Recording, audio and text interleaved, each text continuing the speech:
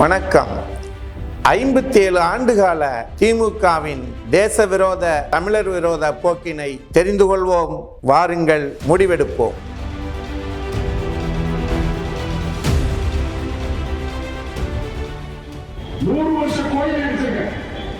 இந்த திமுக அரசு இந்து கோவில்கள் இடிக்கப்படுவது அப்படிங்கிறது தொடர்கதையாக இருந்து கொண்டிருக்கிறது.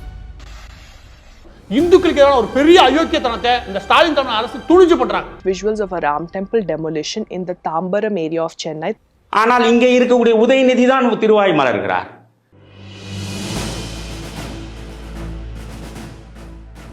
நான் தான் 3 கோவில்களை இடித்தேன் என ஆணவத்தோடு கூறும் திமுகவின் பொருளாளர் டிஆர் பாலு.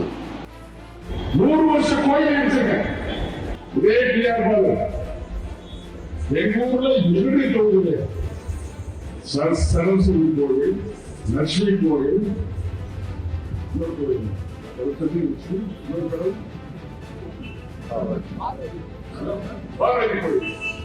3 கோயில் என் தொகுதியில் ஈஸ்வரோட பாத்தீங்கன்னா 3 பேர் கட்டிப்பாங்க. அந்த இந்த 3 கோயில் நல்லா இடிச்சு ஓட்டு வராதுன்னு தெரியும்.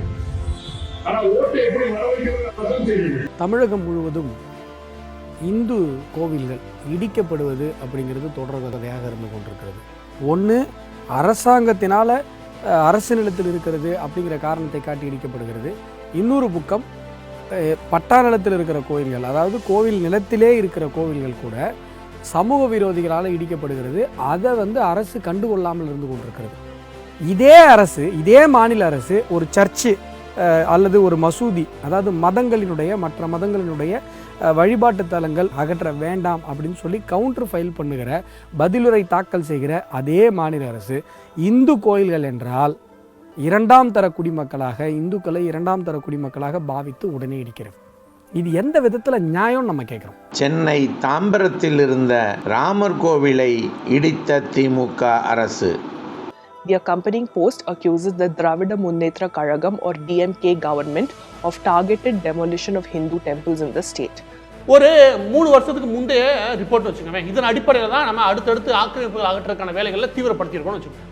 இதுக்கு அடுத்து நம்ம சமீபத்தில் இந்து முன்னணி சார்பாக இந்த கோவில்கள் இடிப்புக்கு எதிராக உயர்நீதிமன்றத்தில் ஒரு பெட்டிஷன் ஒன்று போட்டிருக்காங்க. அந்த பெட்டிஷனில் இன்னும் சில தகவல்கள் கொடுக்குறாங்க. இந்த பெட்டிஷனை எதற்காக போட்டிருக்காங்கன்னா, எதற்காக இந்து கோவில்களை மட்டும் நீங்கள் குறி வச்சு ஸ்டாலின் தலைமையிலான திமுக அரசு முயற்சி பண்ணுது இடிக்கிறதுக்கு. இந்து கோவில்களை இடிக்கிறதுக்கு இவ்வளவு ஆர்வம் காட்டின ஸ்டாலின் தலைமையிலான திமுக அரசு எத்தனை சர்ச்சை அடிச்சாங்க?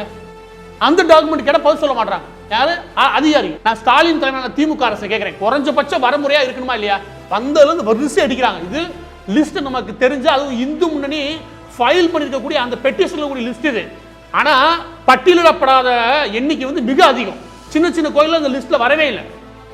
பல பகுதிகளில் கோவில் இடிக்கப்பட்டிருக்கு. நீங்க அது முக்கியமாக நடந்திருக்கா மதுரை, சிவகங்கை, தென் மாவட்டங்களில் கொஞ்சம் கூட கூச்சம்லாம் வேகமாக நகர்ந்துருக்காங்க. அதை நம்மளால புரிஞ்சுக்க முடியுது.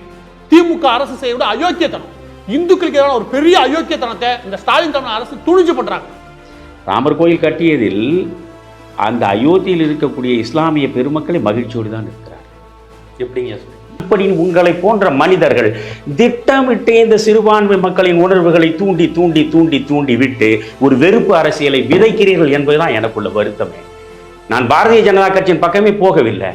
பாரதிய ஜனதா கட்சியை எதிர்ப்பதற்கு வேறு எந்த ஆயுதமும் உங்களுக்கு இல்லாத நிலையில் உங்கள் கையில் வைத்திருக்கிற ஒரே துருப்பிடித்த ஆயுதம் இந்த சிறுபான்மை மக்களுக்கு எதிரானவர்கள் அவர்கள் என்பதுதான்.